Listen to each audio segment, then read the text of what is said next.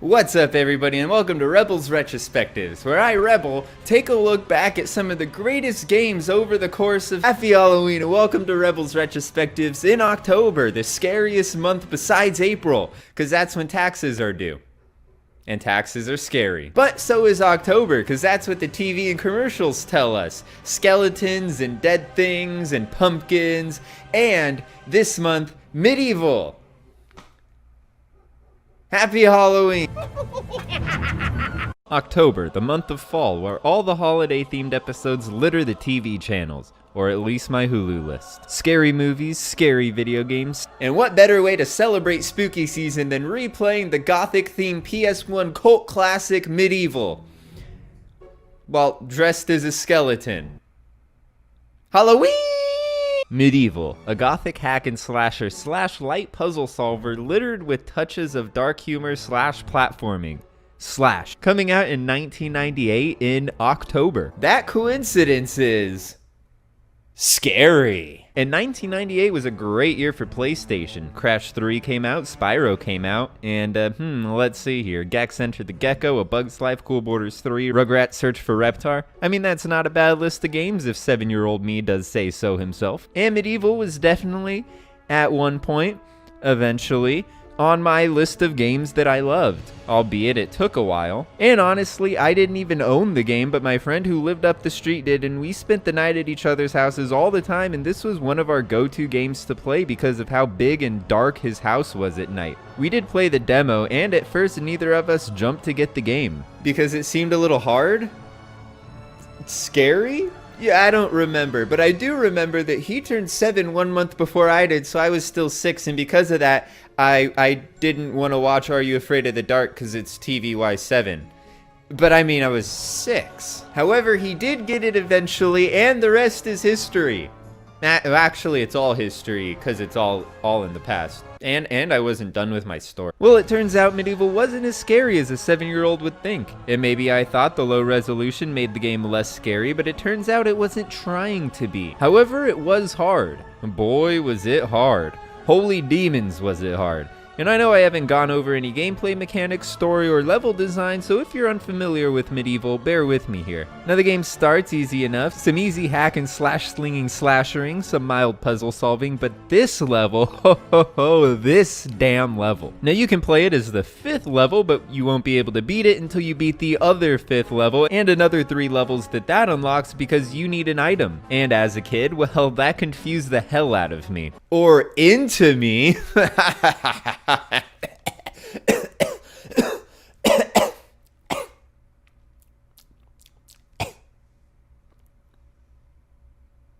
I'm sure we figured it out at one point, but beating that stage at 7 years old, even knowing what to do, was extremely hard. Honestly, we ended up using cheat codes to play the rest of the levels in the game. But regardless of some rather annoying roadblocks, I had a blast playing this. But that was when I was a kid and had flesh.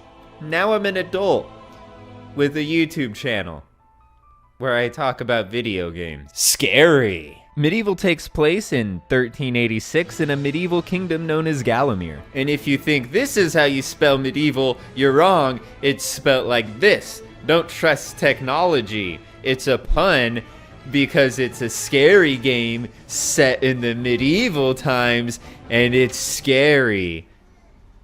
Evil. MediEvil. MediEvil takes place in 1386 in a medieval kingdom known as Galamir, where you control a skeleton named Sir Daniel Fortescue as he travels across Galamir following evil sorcerer Zarek so he can put an end to his dead-raising rampage. You hack slash through a list of scary theme levels and eventually come face to face with Zarek. Now, being a skeleton, it's safe to say he dead. But why is he a skeleton? I mean, I'm choosing to be one for a stupid video. What's Danny Man's excuse? The intro dialogue does a great job setting up the story. There's a dude Zarok who's super evil. He hates people because they enjoy life. Sir Daniel Fortescue leads an attack, and though mortally wounded, he defeated Zarok and there was 100 years of peace. Well, turns out Zarek is alive and well, and I guess in 1386 he had discovered the spell for shiny lip gloss that matches his outfit. At least it's clear that Zarok's a man this time. In the original, I thought he was a woman at first, and then I thought he was a man, and then I settled on genderless demon thing. Well, Sir Lady Zarek finds a spell after 100 years of... and he heads out to Galamir and takes control of all of the village people. He then heads into a graveyard and begins to raise the dead inside a Fortescue cemetery. And it's with that we are introduced to the main menu. A spider, some tombstones that read medieval, a statue of a skeleton without a jaw, missing an eyeball. And this is the guy who saved them? Jesus! If this is how they treat their heroes, I'd hate to see how they treat the villains. It's statue with poop head? And it's here that we get to the main select, and selecting a new game shows us the rest of the intro video. As the dead are rising in the graveyard, so does Sir Daniel Fortescue. Oh, Danny boy, the pipes, the pipes. And upon being resurrected, he relives his death. Turns out, as the story goes, he did lead the charge on Zarek, however, right out of the gate, he took an arrow to the eye. And then he dead. The hero of Galamir who fell at the first charge. Charge!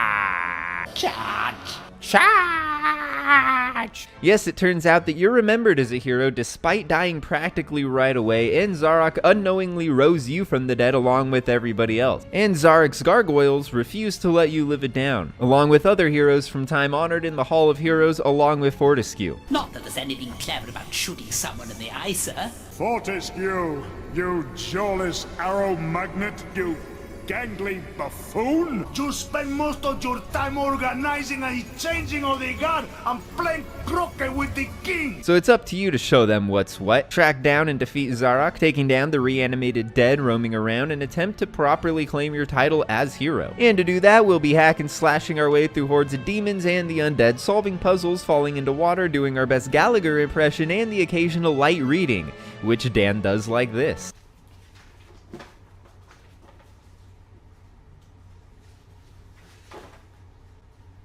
This is such a good book. So we travel across the kingdom of Galamir and all of its evil medievalness, and the world is amazing. Most levels are different in theme, starting from a graveyard to a mausoleum to a big wheat field to a spooky pumpkin patch, a possessed village, a maze, an asylum, a scary forest, a sunken battlefield, a flooded town, a cave of crystals, an old castle, a floating ghost pirate ship, and finally Zorek's castle. I swear I've pronounced his name 5 different times by now. Complete with whatever the hell this is. And the overworld is awesome, spread out similar to Crash 1, but here in the remake the map is more detailed, with the occasional moving object reflecting the level there.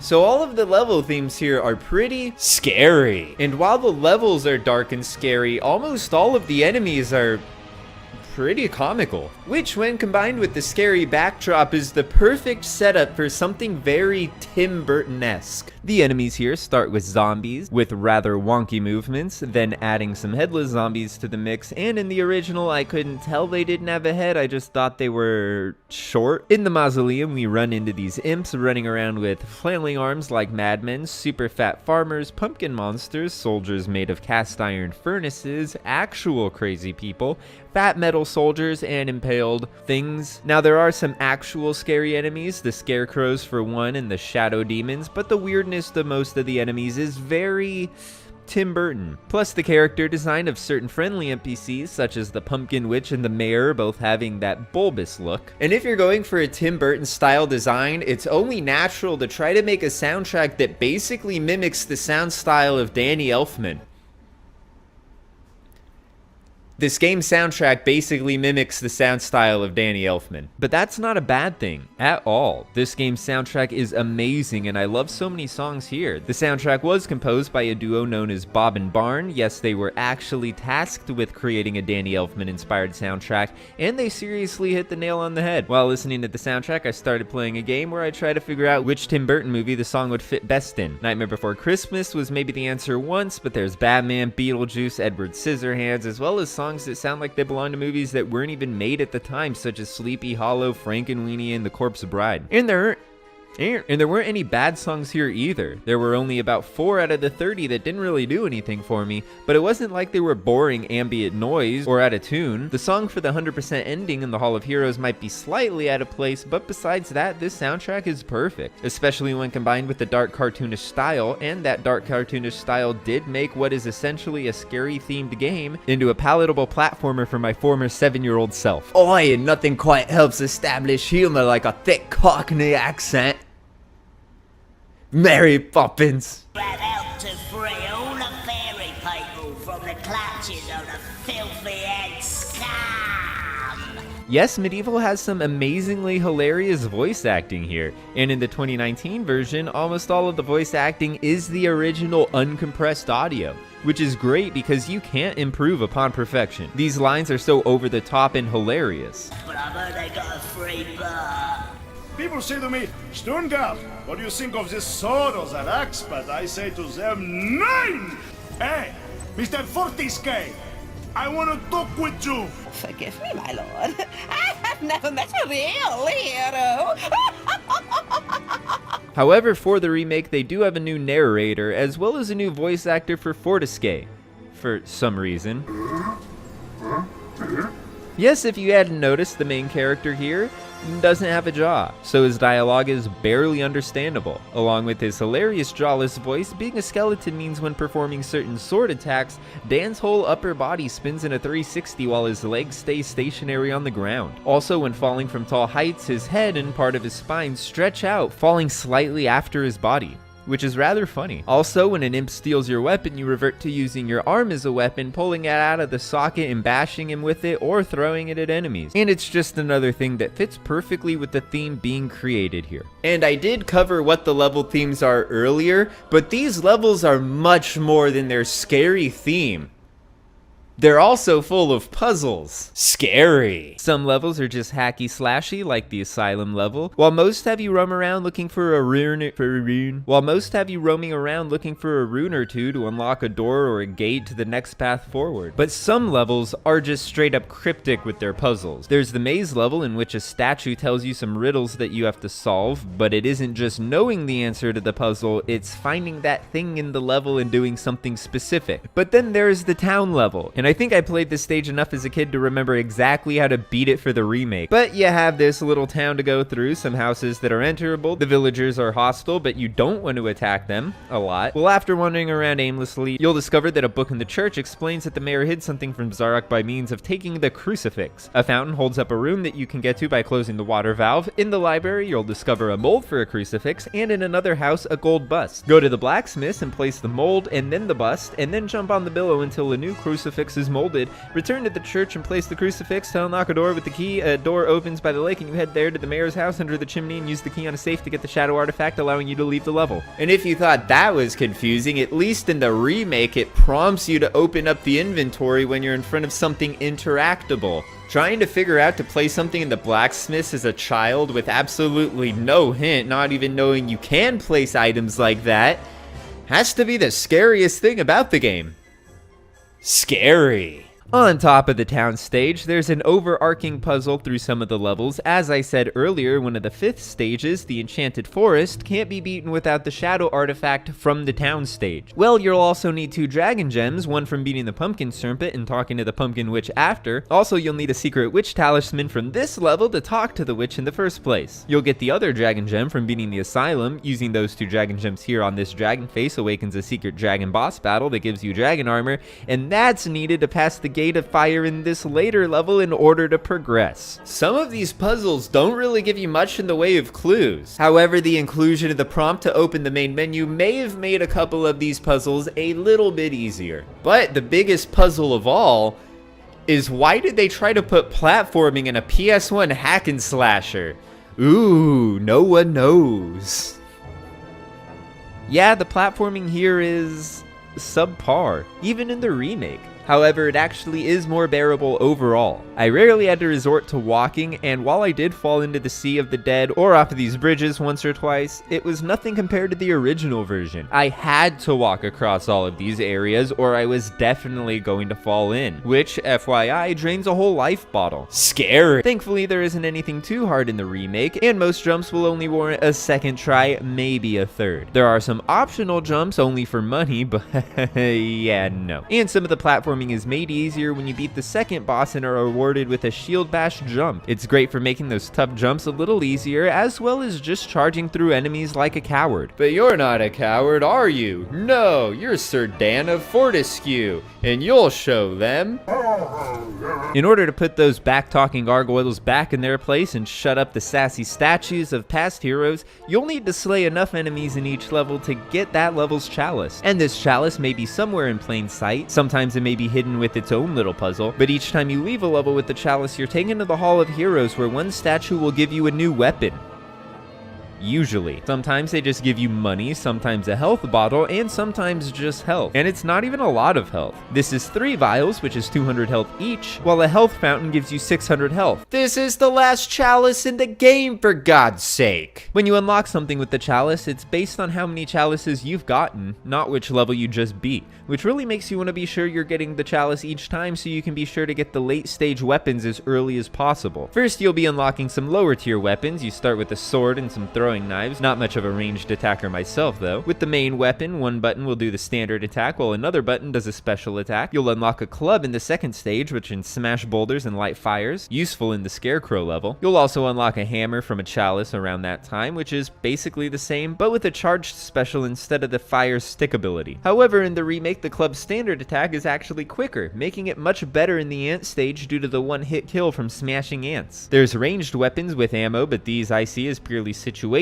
I'll just wait till I get the axe and have a throwing weapon, as it always comes back and doesn't waste ammo. Then there's a broadsword, which can be infused with magic for a cost. The magic goes down by 1% every second that it's equipped, so it's great in a pinch. And even better that the remake allows for 2 weapons to be mapped, making hot swapping a breeze, and saving precious percentages of magic. However, you'll eventually unlock a magic sword that's always charged, and this is OP, and I love it, and I only use it once I have it. And with those weapons, you hack, slash, smash, shoot, and burn your way through hordes of enemies to reclaim your title as true hero. If you can even see what the hell is going on. Now yes, the camera is actually much better in the remake, but I'll be damned if I don't bring it up at least once. In the original, the camera was terrible. I know there were limitations or whatever, but good God. The camera just refuses to ever get behind me so I can see where I'm going. Sometimes in levels, I'm just running towards the camera, holding R2 or L2, hoping the camera will be able to squeeze by the wall and actually be positioned behind me. Thankfully, it's much better in the remake, so the hacking and slashing is fun in every stage. Not just the ones without walls. Now the enemies you'll be hacking slashing are unique in design, and I did cover them with the theme, but they're all basic in combat. You can essentially hack and slash your way through all of them. Ranged weapons are needed for flying enemies, but that's about it. And then there's the bosses. Ho ho ho, these bosses. Man, they're alright. Some of the bosses are great in design. The stained glass monster is pretty cool, although in the original I didn't quite understand what was going on. Just use ranged attacks when you're able. Disappearing wolves, there's a pumpkin monster that has you smashing its roots. There's the shadow demons, which was a tough boss battle as a kid. And as an adult. Ranged attacks is all it takes, as well as not falling. There's the optional dragon monster, made harder in the remake, but just smash the floor and rocks will fall. The dragon is Scottish, by the way. It gives you armor that is impervious to heat. Plus it lets you breathe fire. There's a spirit dragon that you just have to survive. A ghost pirate ship skeleton captain, which requires lighting cannons to shoot him while defending yourself. And lastly, the final boss battle, Zarek, in where Zarek pits his skeletons against your skeletons, and you have to give your life to help them win. After that, you utterly destroy Zarek's resurrected right hand, leaving Zarek crushed and devastated. Bugger. And then you fight Zarek himself. He uses magic to... Oh. Oh, not right now.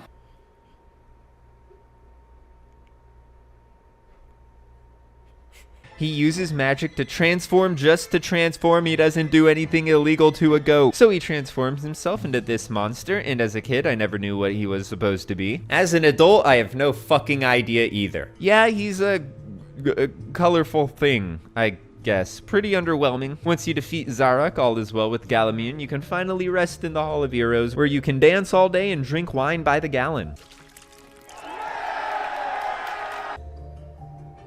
What the fuck? And that's MediEvil for the PS4, with a little bit of the original in there.